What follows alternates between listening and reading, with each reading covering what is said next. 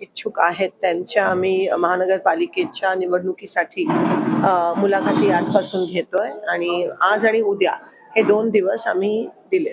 मागील काही दिवसामध्ये काँग्रेसचे 2 विद्यमान नगरसेवक गेले, त्यानंतर ही काय पहिली वेळ नाहीये की लोक पक्ष सोडून गेलेत. म्हणजे 2000 जेव्हापासून बीजेपी सत्तेत आलंय तेव्हापासून वोट चोरी नाही, लोक चोरी त्यांची चालूच आहे. आणि मला या गोष्टीचं आश्चर्य वाटतोय की केंद्रात आणि राज्यात त्यांची सत्ता असूनही, अमाप पैसे असूनही, साम दाम दंड सगळे असूनही त्यांना नगरसेवक साठी उमेदवार मिळत नाहीत. ही आश्चर्याची बाब आहे आणि त्यांना काँग्रेसचे उमेदवार पळून घेऊन जावे लागतात. ही मला कीव येते आणि आश्चर्यचकित मी त्यावर येते की त्यांना आमचे उमेदवार लागतात. सत्तेत असताना सुद्धा त्यांच्याकडे उमेदवार नाही आहेत.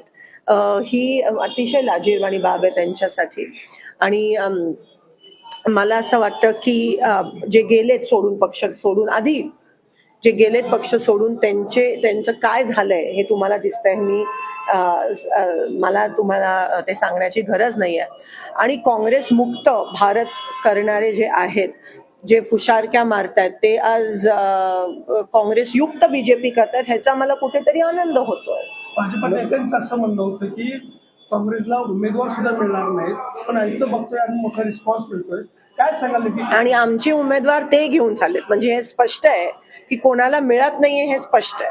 सत्ता संपत्ती आणि सगळ्या यंत्रणेचा नगरपालिकेमध्ये घवघवीत असं यश मिळालं नाही. हे तुम्ही बघता की काल जे सोलापूर जिल्ह्यात घडलं की धाडकन तोंडावर पडले भाजपच्या विरोधात जेवढे पक्ष एकत्र झालेले, मग ते आघाड्या असतील, तीर्थक्षेत्र विकास आघाडी असेल किंवा त्यांच्या 2 कुबड्या असलेले पक्ष आहेत, त्यांनी ते सत्तेत आलेत. पण भाजप ही तोंडावर पडली आहे. एक अहंकार जो आहे तो लोकांना बरोबर कळत असतो. जसं मी म्हणाली, जे पक्ष सोडून जातात त्यांची काय परिस्थिती दुसऱ्या पक्षात झाली आहे. सोलापूरच घ्या तुम्ही, मला कोणाची नावं घ्यायची नाहीत, पण तुम्हाला दिसतं आणि जनतेला बरोबर कळत असतं. आज कोणतं आमिष दाखवून भाजप, किती पैशांचं आमिष दाखवून, सगळा काही आपल्या देशात पैशांचा खेळ नसतो आणि हे लोक बरोबर त्यांची जागा नेते मिळवण्यात ते यशस्वी झाले, पण कार्यकर्त्यांचं मत मिळवण्यात ते अपयशी ठरले असं म्हणायचं. 100% तुम्ही लोकसभा पण बघा, वन साइड झालेलं महाविकास आघाडीला.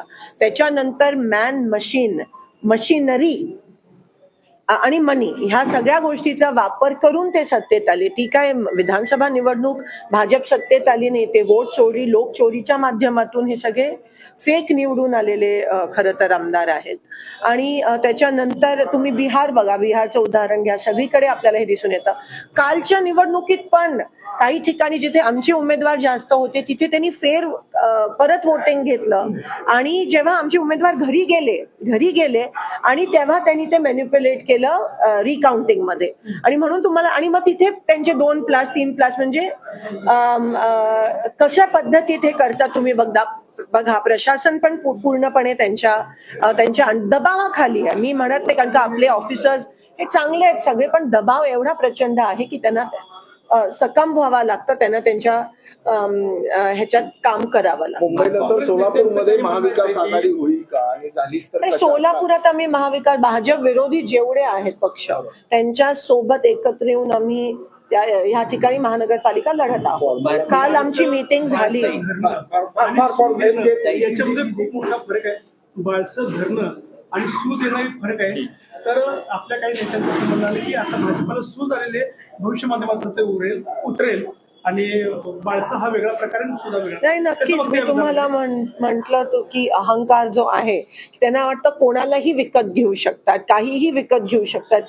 हा जो त्यांचा विचार करण्याची क्षमता इथून दिसून येते की ते किती अहंकारी असतील किंवा किती मटेरियलिस्टिक ज्याला म्हणतात असतील, की सगळ्या गोष्टी पैशाने विकत आपण घेऊ शकत नाही.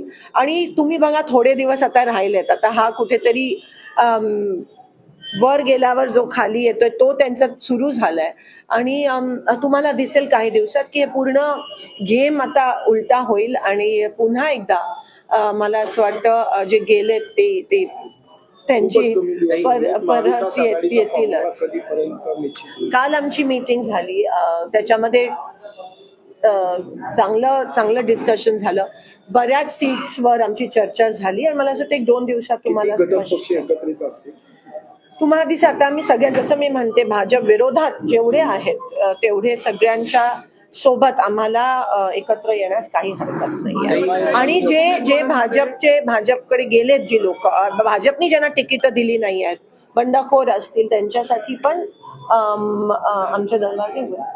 ताई, जे भारतीय जनता पार्टीतले दिग्गज आहेत त्यांना तिकीट डावललं समजा आणि ते काँग्रेसकडे मी बोलली आमचे दरवाजे उघडेच आहेत. फक्त त्यांनी काँग्रेसची विचारसरणी स्वीकारायची त्यांची इच्छा असायला पाहिजे. एमआयएम आणि वंचित घटक पक्षामध्ये महाविकास आघाडी सोबत आहे. अजून ती चर्चा त्या ठिकाणी चालू आहे. जे मी म्हणाली बीजेपीच्या विरोधात इकडे जागा वाटपाचा फॉर्म्युला ठरला का काय? चेतन भाऊ त्या बैठकीसाठी होते ते. जवळपास 90% हे रात्री 11 पर्यंत सगळं चाललेलं आहे आणि काही फक्त प्रभाग राहिलेत. 100% महाविकास आघाडी म्हणून आम्ही ते जनतेसमोर येऊया. आणि जे आमचे काही आपले गेले असतील सगळ्यांना तर तिकीट मिळणं शक्यच नाही आहे. आणि ते काय करतात आता बघूया. ते काय करतात त्यांच्यामध्येच एवढं लागलंय, तुम्हाला दिसतंय. आज त्यांच्यात एवढे नेते आहेत आणि इगोचा खूप मोठा प्रॉब्लेम झालाय त्यांच्या पक्षात. कोण कोणाचं काय तालमेलच नाही आहे. जे तुम्हाला माझ्यापेक्षा जास्त चांगलं कळते परिस्थिती. आणि कोणाला काय, कोणाचं काय, कोण जुने, कोण नवीन, कोण बाहेरून आले, हे सगळं त्या पक्षात जेवढं होत आहे तेवढं कोणत्याही पक्षात नाही. आमचा पक्ष मजबूत आहे. आणि नौख्याला सोलापूर शहराची नस पकडायला किंवा समजायला खूपच वेळ लागतोय आणि त्याच्यामध्येच पक्षाचं नुकसान होतंय असं इनडायरेक्टली तुम्हाला म्हणायचं. ते तुम्ही भाजपच्या दिग्गज लोकांना विचारलं, तुम्हाला सक्रिय होईल.